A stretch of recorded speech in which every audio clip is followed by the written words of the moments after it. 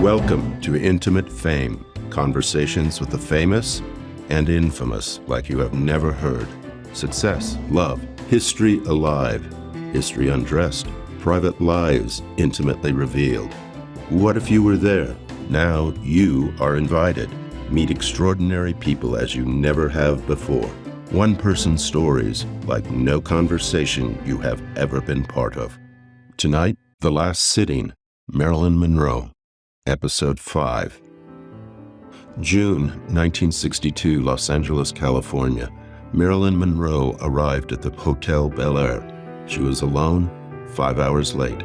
She had agreed to a photo sitting for Vogue magazine with the famous photographer Bert Stern.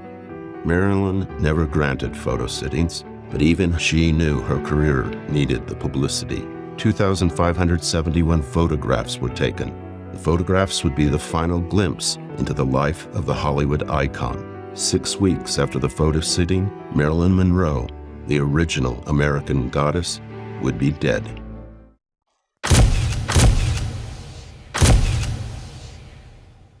Champagne! Keep up with me, Bert. Or do I need to keep up with you? Marilyn has lost track. Not tired, though. Thank you very much. You tired, Bert? No, not tired. Thanks to your little tin box. What do you think, Bert?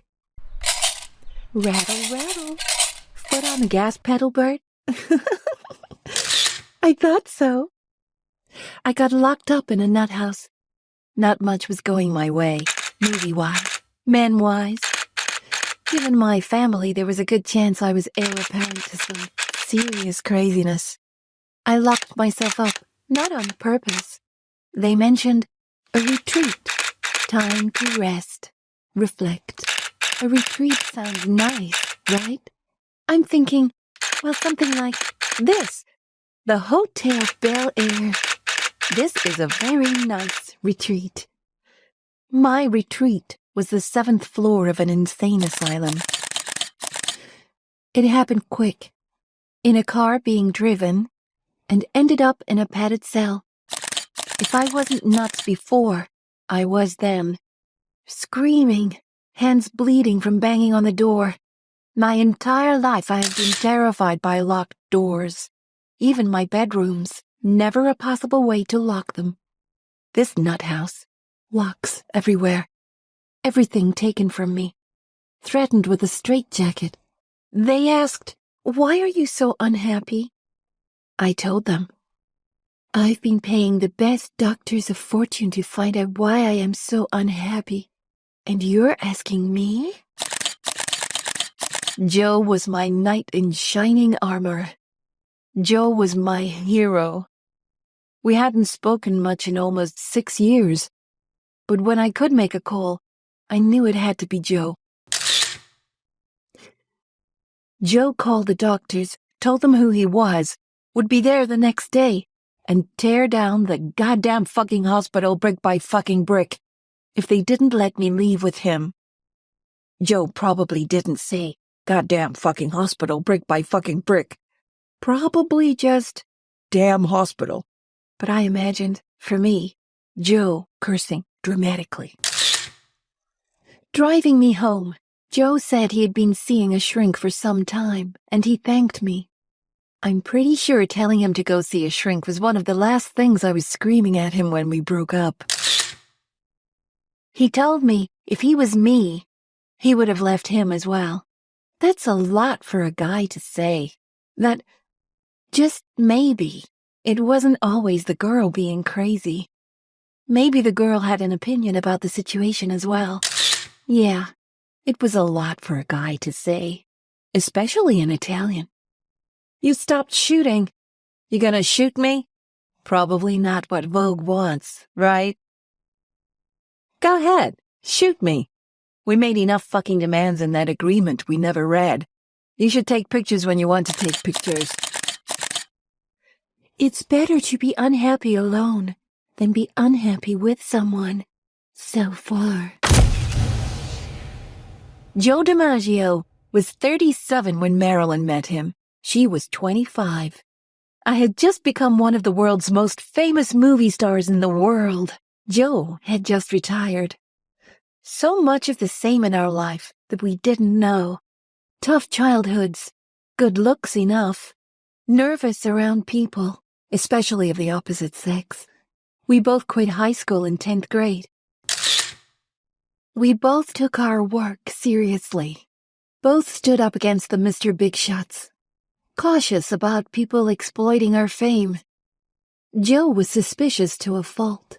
I was naive to a fault. By 22, famous, worshipped and wanted by everyone. We met because Joe saw a photo of me dressed in a sexy, short-skirted baseball outfit, about to take a swing at a ball. Based on the photograph, he assumed Marilyn liked to play baseball. A buddy told him who I was.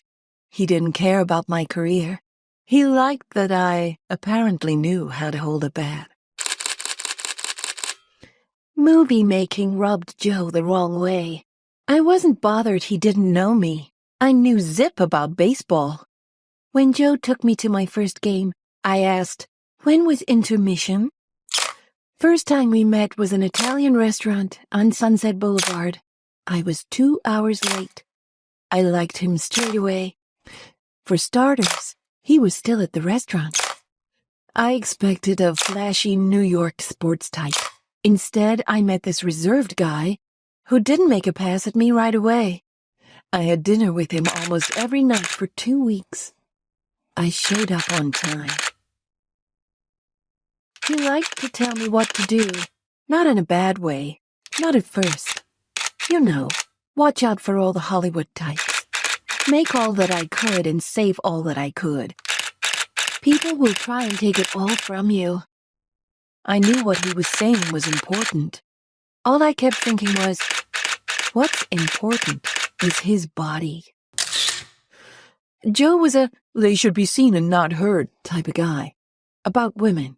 Probably more his upbringing than Joe himself. He thought women should be humble and restrained. I was neither. Joe asked me to give up movie making. He wanted me to be the beautiful former actress, like he was the great former player. We were to ride off into the sunset together. We were married at San Francisco City Hall. He gave his legal name and wrote down he was 39, which was correct. I gave my legal name and wrote down I was 25, which was not correct. I said the love, honor, and cherish, left out the obey bit. Joe had some family there. I had no one. In the car leaving, the flowers I carried had already withered. I asked Joe, if I die before you, will you place flowers at my grave every week? Just as William Powell did at the grave of his beloved Jean Harlow. Joe promised he would.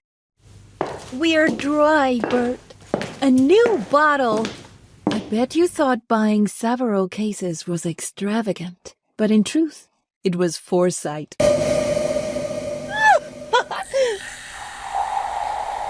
When I got back to Hollywood from the honeymoon, I had drinks with a friend. I told her, "Do you know who Marilyn Monroe is going to marry?" She says, "Marry? What are you talking about?"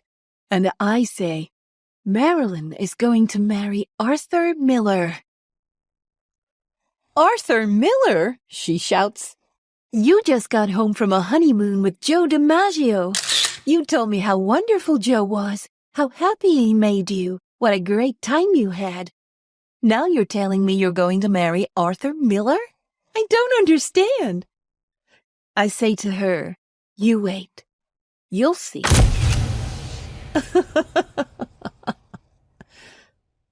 One night, I gave Joe a little "I love you" gift, a gold medal for his watch chain. I had engraved on it a quote from The Little Prince.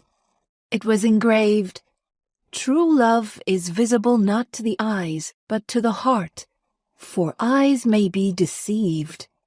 Joe looked at it, this long silence, then turned to me and said, "What the hell does that mean?" He didn't like the women I played. He thought they were sluts. Our marriage was a sort of crazy, difficult friendship with sexual privileges. Later, I learned that's exactly what a lot of marriages are. The thing that was going to bring it all down, the one thing that was far more than all of the other stuff, Joe didn't like people looking at me. If I knew one thing about my life, Marilyn's life was all about people looking at me. I couldn't settle for Joe, not even with him being an all-American hero. When I married him, I wasn't sure of why I married him. He wasn't there. I mean, you could touch him, but he wasn't there. Out of film, Shutterbug. Dating Arthur did not mean Joe was out of the picture. That sounds terrible, doesn't it? Paints me in a bad light. I was getting a lot of input. Trust your instincts. Live your feelings. That may have been good advice for my acting, but not for my life. Trouble was, I couldn't keep it straight. The past husband and future husband, the acting and life. Not long after marrying Arthur, I found Arthur's notebook. For a writer who couldn't write, he actually had been writing quite a bit, writing about second thoughts on our marriage. He wrote that he found Marilyn unstable, that I was a dejected child woman, that my emotional demands would smother him. It was something about how disappointed Arthur was in me, how he thought I was some kind of angel. Now he guessed he was wrong, that his first wife had let him down. I had done something worse. We were in England. I was filming The Prince and the Showgirl with Laurence Olivier. Olivier was beginning to think I was a troublesome bitch.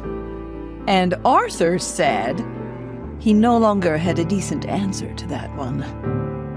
I think Arthur really liked dumb blondes. He never had one before me. Arthur looked on me strictly as an ideal. He was shocked to discover that Marilyn was a human being.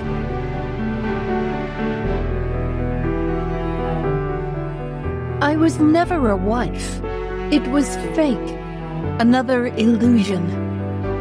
I was always just a delightful companion. Jimmy said we got along real well as long as I was dependent on him. I was never going to be dependent on a man. I always knew the only person I would ever be dependent on was Marilyn Monroe. Divorcing Jimmy took 5 minutes in court. Jimmy was a gentleman. He gave me my freedom and his 1935 Ford. We never saw each other again, never spoke again. Jimmy was a good man.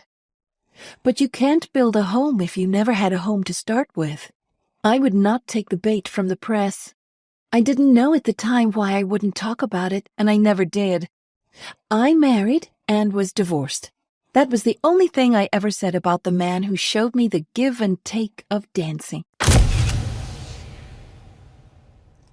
Divorcing Joe. The morning Joe left the house, it looked like something the studios had set up to film. The cameras caught it all. Joe yelling something about heading for San Francisco. "It's my home and always has been. I'll never come back here." Like the movies, it wasn't true. Joe stayed in town for 6 weeks, hiding out in the Hollywood Hills, never even made it to Burbank, let alone San Francisco. I talked to him almost every night, more talk than ever in our marriage. Fame got in the way of everything. Divorcing Arthur, that was a fast trip to Mexico.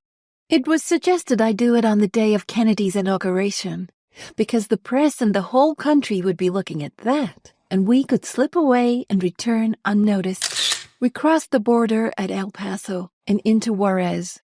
I pleaded incompatibility of character. That was that, and we were back in New York by Saturday evening. I was no longer Mrs. Arthur Miller. Do you want to know what star power really is? It's not the money, or the movie deals, or the fame. I wanted to go to the Copacabana. Frank Sinatra was singing. I was told we would never get in. Sold out for weeks. Never mind, I said. If you all want to hear Frank, follow me.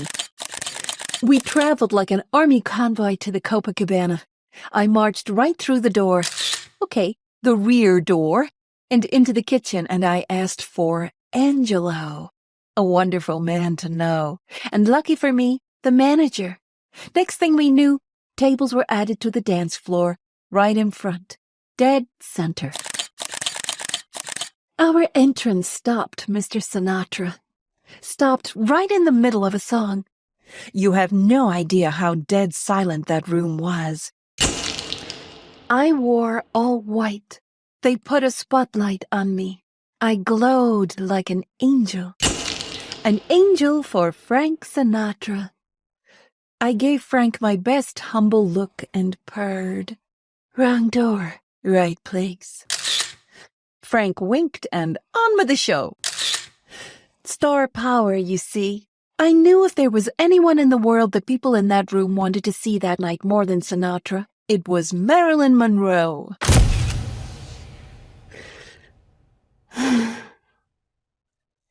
I'm feeling like the night just got started. That's quite the little tin box you have there, Bert. Another toast, Bert. Never enough toasts. The truth is, I've never fooled anyone. I've let men sometimes fool themselves. The Strasbourg family took me in. So very kind. An entire family of intimate strangers. Dinner at their house. Tempers and outbursts. Suicide was a popular subject. I knew they may have been teaching people how to act, but classes were nothing compared to the drama I learned in that house. Lee Strasberg was God. Everyone knew. No one questioned. All the actors were like converts to a new religion. They didn't understand anyone else's acting except their own. Everyone else was a pagan. It scared the hell out of me. Mr. Strasberg said I had to open up my consciousness. Boy, did that sound like opening up a can of worms. I wasn't sure that was such a good idea. My consciousness seemed filled with a lot of disaster, poverty, and neglect. I didn't think people wanted to pay good money for that. Men who think that a woman's past love affairs lessen her love for them are usually stupid and weak. Why not? It's not like either of us have plans to go out on the town. No twisting your arm, Bert.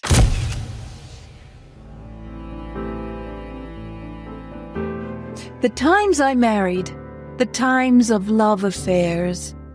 In my mind, those were the times I could get away from Marilyn Monroe. And every time I found myself back doing the same thing, and I just couldn't take it. I had to get out. I just couldn't face having to do another scene with Marilyn Monroe. I knew I was capable of more. And Marilyn Monroe was changing. I've tried to do a little better. I find myself doing an imitation of myself. I want to do something different. So what's left, Bert? Enough of the scarves. What's left, Bert? Naked truth for the camera? Naked truth for Vogue? Not for Eunice, though. Nothing near the truth. Have you met Eunice? Eunice. Eunice. Eunice. Fear is stupid. So are regrets.